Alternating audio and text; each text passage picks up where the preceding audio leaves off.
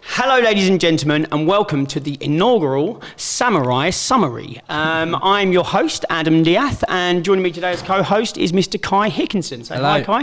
Hi, you're right. Yeah, and this is going to be a sort of informal, laid-back discussion about music, the music scene, and things that are going on in the world of music, parties, and everything that is, enjoyable on the weekend and not work and business and life in general. So, Kai is a young producer of music, training currently and studying under Nick of Shades of Rhythm, the sort of legendary rave producers and you're Peterborough, aren't you, Kai? Yeah, Peterborough, yeah. Yeah, so Peterborough University. Kai, do you want to just tell us a little bit about what you're studying?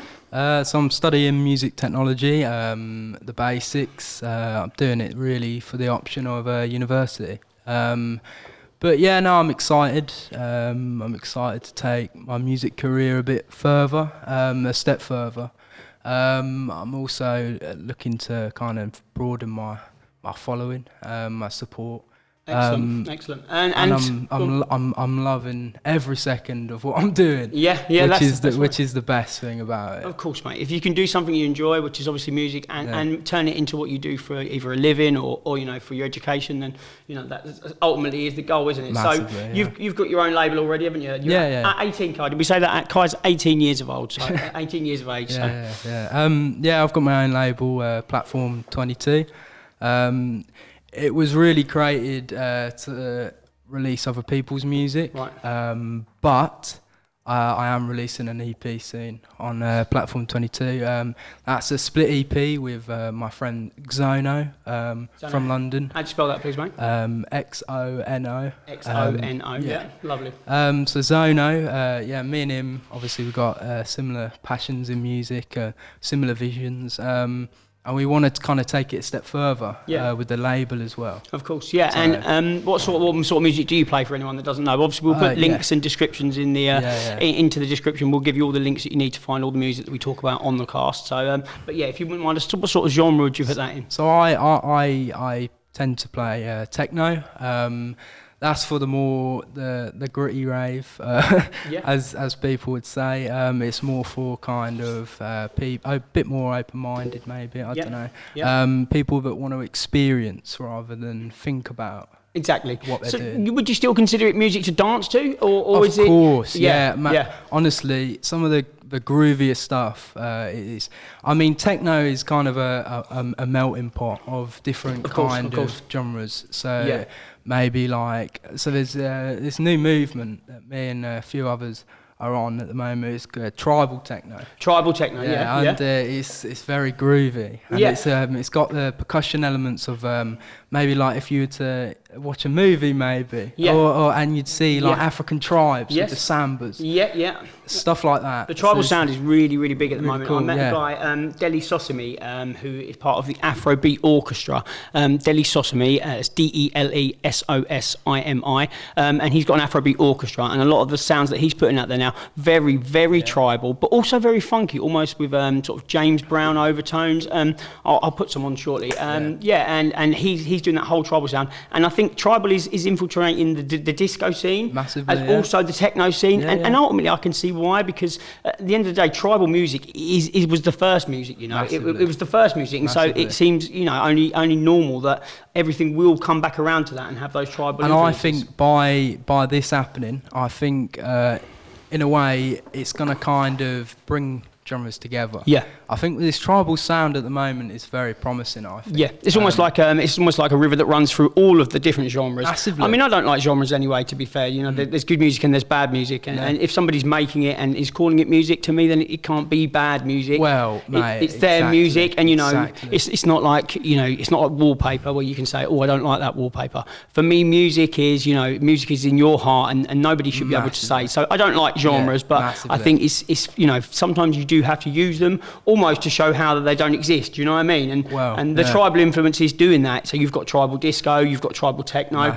and of course the tech sound, the tech house sound that obviously exploded last year and is kind of dying off now. Yeah. Very much tribal, isn't it? Well, yeah, you could say that. I think obviously with the money involved in music now, it's very hard to find true how do you say authenticity. That's it. It is, yeah. Yeah, so it's very hard to find that, I think, because obviously a lot of people, if they're earning, 200k a year, sometimes even more, they're not going to really stand up for what they believe. No, I find money in music is a very difficult game to play. I find that, if music almost has to have a purity about it that doesn't contain any sort of requirement to need profit. Because Massively. I think once profit or any kind of, making money comes from music, naturally you're gonna adjust what you find creative to make that money, and that's when it can't work. I mean, I don't know if anybody knows the big tune Fisher, Losing It. Yeah. Really good tune, and he's very marketable. But then if you look at the second release he played, it's almost like they've took the very essence of the music to the extremes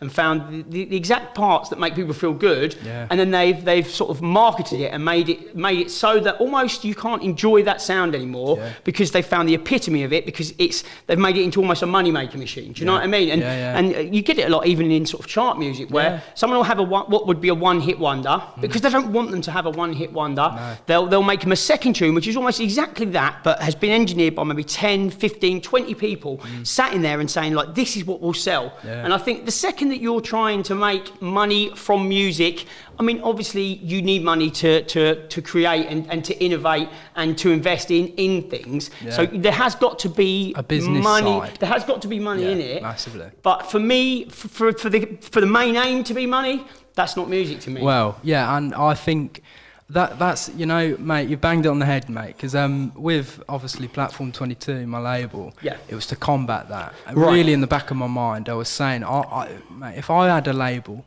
I would not rely on the money as the sole purpose and the profit.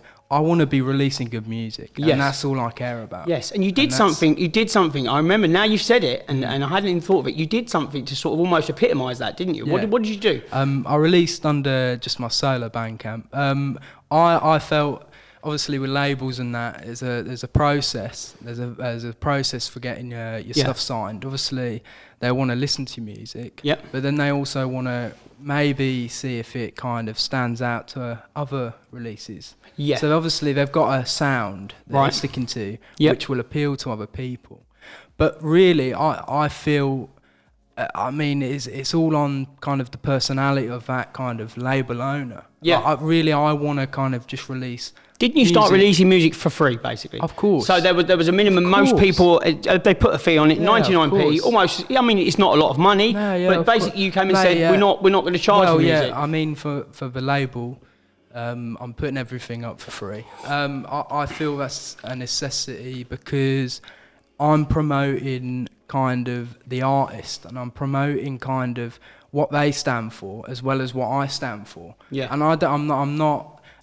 Every artist will say the same. They don't stand for the money side, but really you want to earn money, but the money side is like toxic. And it is difficult. It's difficult because we're filming today with Profile Digital Agency, and my good friend Matt, who's here with us, he also said the very opposite to it, which, and I know it's not directly related to music, and so I appreciate it, is that if you give something away free, you can devalue your product. So basically, you're saying this is free, and so how with music do you think you can manage to still give it away free but not devalue it? I think by getting it to the right people. I think obviously with DJs and stuff, getting it to the right DJs means a lot more to getting it to a DJ. So there's a demo system. So labels will send their demos out to big DJs. Yep. And mate, they get so many demos. Yeah. And it's like most of the time they're just turning them down. Do you know what I mean? What, 10 a day, 20 a day, or hundreds are we talking? I suppose different labels. I mean, it's obviously it's a different ball game for different artists, but a lot. So it's kind of narrowing them down. And mate, I just want my stuff getting played. Yeah. So, but you say that, but you've had tunes played. Some of your music that you've made has been played in some quite big places, and big parties. From what I know of, obviously I'm 18, so 18. I can't go and experience it myself. No. And this was the thing, you were having your music played in parties and raves across the world, and you weren't even old enough to actually go into those nightclubs. Well, mate, that's the downside of it. Yeah, but you are now. But I mean, that says a lot about what you are as a person. person. If your music is being played in a place that you can't go because you're legally not allowed because of your age, that must be an exciting thing for you. It is exciting, yeah, because obviously, like, I have that in the back of my mind, but when I'm making a track, I'm fully in the moment. Yeah. So there's no kind of thought in between, I might get this release or I might get this. Yeah. There's no, mate, I'm in the moment and I'm kind of focused on my intention within the track. It's not like I'm focusing on the bigger picture and, mate, it's in the track. So it might be me focusing on maybe getting something to feel right. That's my biggest one. Is it? I have to have feeling. Mate, if I can't have feeling, I haven't got a track. Music is all about feelings, isn't it? I mean, and this is the thing. This is what we were speaking about earlier in the week, weren't we? About the grime scene and the drill music scene. Yeah. You know, and just because maybe this scene isn't the same sort of feeling, so it isn't the, you know, this sort of hedonism of house music or dance music and feeling great, you know, gangster rap, sort of, you know, drill music, they've still got feelings, of course, but obviously they're different feelings. So it might be aggression, it might be, you know, it might be conflict, and I think that's where music comes from. It is feeling. Music and feeling are the same thing, aren't they? Yeah. Where it is that, I mean, it has to have feeling, but then there's also positivity and negativity, of course. And I also feel maybe the rap scene, I'm not calling anyone out, but no, like, of course not.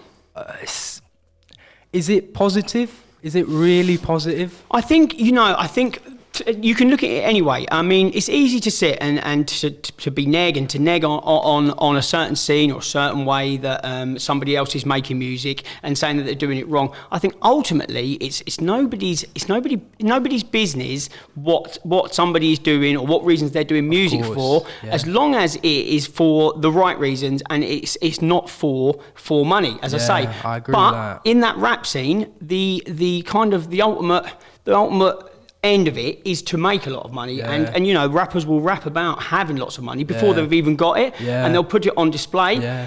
But in the same breath, if say 10 guys from, you know, from a rough area in London do manage to make it, and do manage to make money and get out of there, then who is anybody to tell them that they can't do that? And that, mate, that is, because for me, everyone that's is music. That's music. Whoever you are, you can be anyone.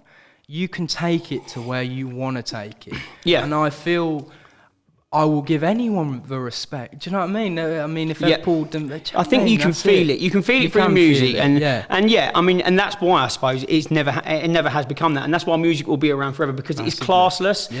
You know, it's sexless. It's music. And what one person likes, another person doesn't. And this is the kind of unity that needs to be brought together. I mean, with these scenes, obviously dividing off, I feel there's tension, mate. I really do, and I think it's dividing kind of cultures. I'm seeing it a lot in my generation. Right. And you think that's bad for the scene, or do you think? Of course, mate. We are all. Do you know what I mean? We are all one. We are unified. And I think music sums that up. I think what we like in music and I think that is kind of the bigger picture, really. Yeah. I think it's just a form of expression that kind of binds us all together. And I think that is kind of the honesty that needs to be shown in any kind of music. It's not just definitely. I mean that is the ultimate aim, isn't it? Is to bring people together, to sort of earn a living from it, and get your music played. So you had a tune played at Berghain, is that right? In Germany? From what I know of, these are the things I don't know. Yeah. So for anyone that doesn't know, I mean, Berghain or Berghain, I don't know how you pronounce it. It's an ongoing debate. You put it Berghain. I think Berghain, but maybe that's just my accent. It's an old nuclear power station in Germany, is it? It's an old industrial unit in Berlin, a power plant, and it's basically the epitome of an underground music club, basically. So I hate to use the word nightclub because it's not a nightclub, but there isn't really. It's not a rave because it's weekly, but it's the epitome. I mean, I'm lucky enough that I've got in, but it's very, very difficult to get in. If you Google it now, Berghain, Berghain is pretty much the pinnacle of electronic techno music in the world, and it's in Germany, obviously Berlin, pretty much the capital of techno music. So and Kai's music, apparently, obviously there's no recording in there. So when you go in, they'll put a sticker over the front of your phone on the camera and a sticker on the back of your camera. Although I'm now told they actually take your phones off you. Well, no. Have you heard that? Somebody told me now there's lockers, and that when you go in, you have to put your phone in a locker. Because once upon a time, when I went, they put a sticker over your camera, and if you got seen with your phone out, then basically that was it. You were gone, and it's hard enough to get in anyway. I don't know. So there's no footage, so you can't really Google it. I mean, you can't look at it, but it's the ultimate. It's a great space, and it's so inclusive, and it's just an amazing place to visit. And if you ever get the chance, you should.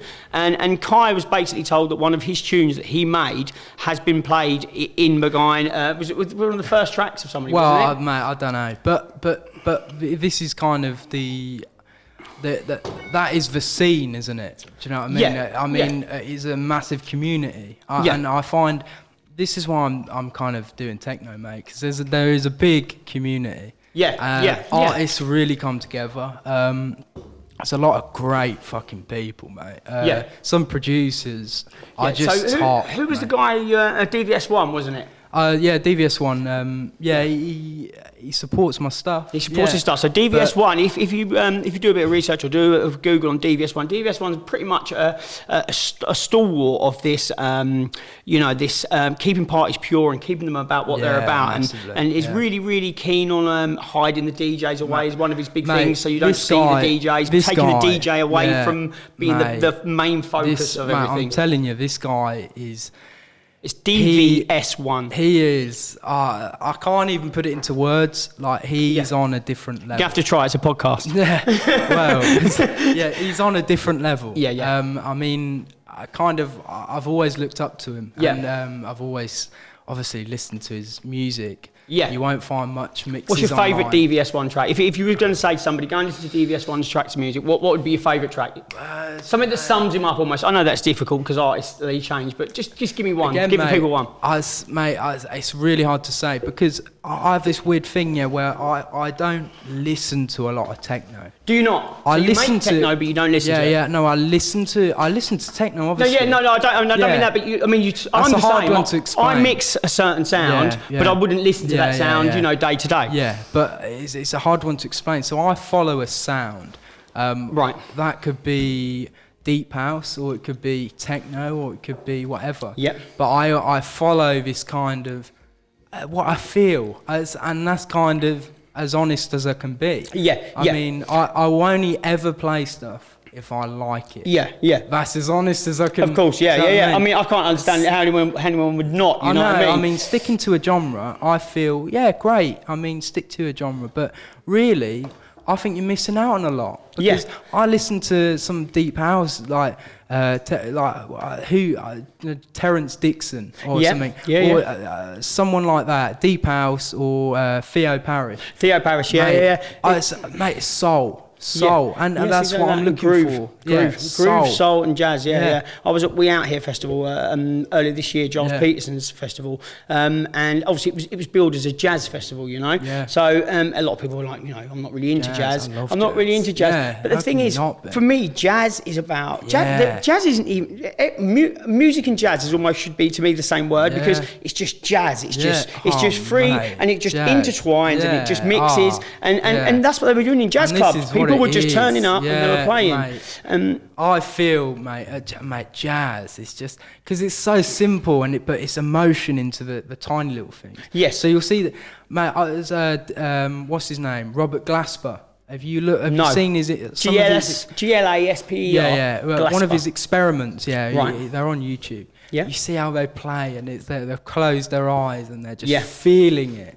And there's a guy for you. They're called The Comet Is Coming, and they headlined We Out Here. And they're a jazz three-piece. So there's a drummer, live drummer. You've got a live saxophonist, and he's amazing. And then you've got a guy who's on keyboards and kind of a keyboard drum machine, Korgs and Rolands and stuff. And you should see him. He is literally like he and the keyboard and the instruments are one. And they were originally a two-piece, so I can't think of their names. And if you want to look them up, it's The Comet, as in Yeah, Comet is coming, yeah. And basically, I think it was the keyboardist and the sort of drum machine and the live drummer used to play, and they used to say there was this guy that would always be there, and he was a bit of a shadowy soul, and the team. And then one time he just stepped onto stage with his saxophone and started jamming with them, and just joined in, and now they're a three-piece. And for me, that sums up what music should be about. You know, I think a DJ, and that's the only thing with when you're DJing on decks is it's quite so lonely. Quite lonely, isn't it? That's why I like back-to-backs and back-to-backs. Very difficult. Massively. Very difficult. But I mean, there's not enough of that in DJing. Open decks things. I'm really into open decks nights. I think you've linked that onto a problem. I think it's a minor problem, but I think it's very underlining on most things. I think maybe DJs now, they're going for more individuality. Yes, they're going definitely. For Fortet's an example. I need to be an established artist, and I need to be a DJ, but like really, it's the bigger picture. It is the bigger picture because you're creating the whole party, and you're creating a scene around that whole party. Which is more powerful than your set. I mean, the fact that you can be individual about it. Of course, it's an honour. It's an honour to play to a crowd and to build a crowd and to play music to them. You should be honoured as a DJ. You shouldn't be up there saying, look at me, I'm doing you a favour. You should be like, wow, I am in a really, really privileged position here because, I am sort of, and that's why I think for me, for a lot, I mean, I'm starting to DJ again now and I'm getting good, but for me, I had to sort of almost step away from it because I didn't feel that I was worthy of giving them that journey because it's a really, really big responsibility. And I think the best DJs are the ones that appreciate that. And I think so. Like you say, mate, look up. Do you know what I mean? People are enjoying your music. And I think that is underlying. I think you've got to be grateful for that. And I think it takes a mindset. I really do. Of course, I mean, it's not kind of just DJing. 18, this guy. Can you believe this guy's 18? I'm 38 and I think I've got it all worked out and I haven't. This guy's 18 and he has got it worked out. So this is Flaws. You DJ under Flaws, don't you? So it's Platform 22. Platform 22 is your label. Flaws is obviously your sort of your name, your artist name. And Solemn 22, you've got a party. Solemn 22 is a collaboration. Do you want to tell me about the collab? So obviously Platform 22, I wanted to create a night of this promoting unity. Promoting kind of coming together and experiencing as one. So I wanted to create a night. So I was obviously looking around and I didn't kind of have the intention of creating a night, but I always wanted to create a night. Of course, ultimately, because that's what it's there. It's nice to make music. And then this is where Solemn Records, I wanted to be on their label. Because I was really interested in their sound. I like their sound and it pops out. And I got speaking to them and the guy who owns it, really honest guy. Really? Such a down-to-earth guy, Matt Flack. Of course, I know Matt. Matt Flack. Proper good DJ. He's... it means a lot because he kind of messaged me out of the blue, and I think it was I think I approached him and I was saying about my music and my sound, and he kind of he got what I was kind of about. How old is he? How old is Matt? He's my age. He's older than me, isn't he? Well, he's similar. This is what I mean. I like to look at ages and stuff, but it's interesting that music can bridge the gap between those different ages. You could be 100 or you could be 10, and if you like music or the same type of music, you've got a bond there. Massively, definitely. And that's the kind of bond that I'm talking about. It's the unity, and I think if you've got that bond with someone, you've actually you were right. Music is about unity. It's about uniting people. Regardless of gender or whatever or race. Massively. If you like a type of music, that's what the party scene and the dancing is about. That's what I want to produce. I mean, I'm starting to do some parties again now. We've got one on. I don't know when this is going out, but we've got one in early November, which obviously people can get in touch about. Baby Samurai Society. And the thing is, I've decided I can get 500 people there, and 20% of them won't get it, and they'll kill it for the 80% that do. Or I can get 50 people there, and if all 50 people get it and are united and connect and not. I tell you, man. I think it's like networking, but it's not It's not a networking event, but it's what makes the world. It's what makes the world go round, isn't it? Music. It's unity, and so this is kind of the lost feeling of music, I think. Yes. Because it's kind of.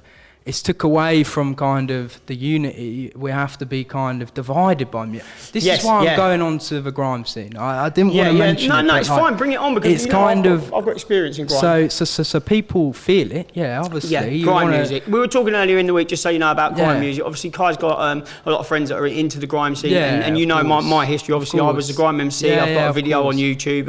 You know, I mean, it's nothing, but it's you know, I was in there, so I've got a different perspective of it. So, what is the grime scene like at the moment? I mean, tell me. Well, so this is my perception of it. So obviously, I see my mates, and I also feel I'm a feeler of music. I know that sounds pretty alien. It might be like, you're a feeler of music. Yeah, I know. I'm a DJ, so I understand kind of the feeling behind it. Yes, of course. So obviously talking about it and listening to this grime music, I mean, it's good. It's cool, like, I mean, afterwards you feel a bit of a euphoric rush. I want to put some grime on. Should I stick a grime tune on? Whatever, I found, because after you saying about it the other day, I thought, well, I better check what the scene's doing. I mean, you got your classic grime instrumentals, haven't you, that you know, that everybody knows. So I thought, well, it's easy to talk about them, but if we're talking about the way that the scene's moving forward and the way that grime is moving forward, then I need to really know what I'm talking about. And there's some bits, I'm telling you, some bits, I feel some bits are just really promoting, just bash someone up, stab someone up. Yeah, of course. What are you talking about? Like, this is where we should all be one, I feel. And okay, well, this is an instrumental, so there's no vocals on this, but for me, I can see why this would almost be quite appealing to you as a techno producer. Can you listen to this? Can you do this? Okay. And this is called Vexed Rhythm.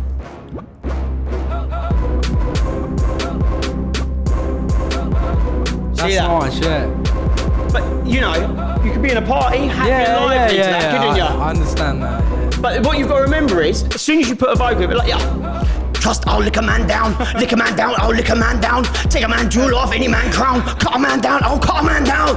It goes instantly from something that's quite, I got a bit carried away. It goes instantly from something that's quite, you know, chilled and nice, and almost, but you can't judge that, you know what I mean? No, mate, I get that.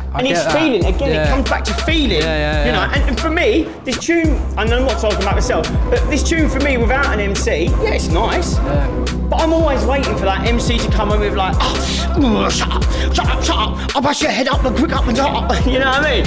I'm not going to start MCing again, it's not, but Oh my God. Hold tight, all the Data Flow crew, you know, all the Data Flow boys, Hold tight, Dugan, all my boys. So 1 second, I'll put that nice cool pad back on. But I know what you're saying. I know what you're saying, mate. It is about the violence, but... Oh my gosh, you've killed me, man. But you've got to remember here, can we have that nice chilled pad back on? Can we put something of Kai's on? Kai, find me a tune, one of yours. So this tune that you're releasing soon, didn't you get ranked on Resident Advisor recently? Under Psych. A Psych? Yeah, he's a big DJ. Really? How you spelling that, mate? Just P-S-Y-K. P-S-Y-K, Psych. But it's... he ranked just come out on Resident Advisor, it came out of nowhere, because obviously I put my 2 tracks out, because I just wanted to put... Is this the 2 free ones that you said? Free ones, we're just going to put them out on Bandcamp, Yeah. So that's Platform 22, isn't it, Bandcamp? We'll link that in the description or in the comments or something. But then I go under Flaws for solo releases. So if I'm feeling a track, I might just put it on solo. But it was like I put 2 tracks on. And I randomly got a message. You're going to reach. You're going to have to pass it to me. Huh? You're going to have to put it on and pass it to me. Is that ready to go? Yeah. Okay. So as I say, Platform 22.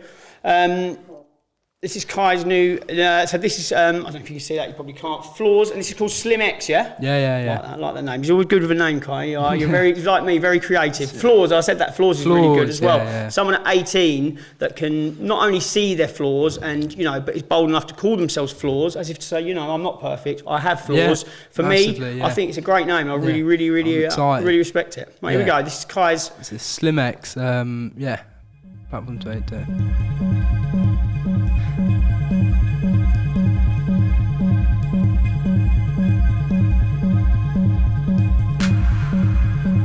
Nice, mate. Feeling. Loving it. It's available on SoundCloud, yeah? It will be, yeah. We'll put the link in the description. Cool, yeah.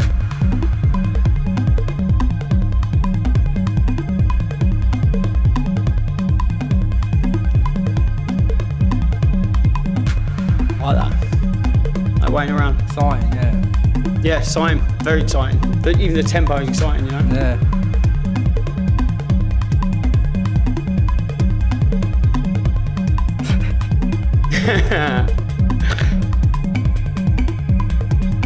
I've been spelling it wrong. I thought it was Floors. Yeah. It was Flaws. Flaws, yeah. Ceilings and floors. Yeah. No, No, not that. no. Dance floors. Yeah. Embrace your flaws. Yeah, embrace them. Squeeze them to death. Yeah, so it's just a I like tune, it, mate. I like it. Nice. So, Yeah. and this was this the tune that got ranked on No. Resident Advisor? No. Just turn it down a little bit on the level. this We'll leave that in one- the background playing if that's all right. Of course, yeah. Of course, I nice. mean, that was kind of, this one it's going to be part of a EP on my label called Right. Equal. Equal. Yeah. Nice. Me and Xono, we're Yeah. doing a split EP. Oh yeah, Zono from Yeah.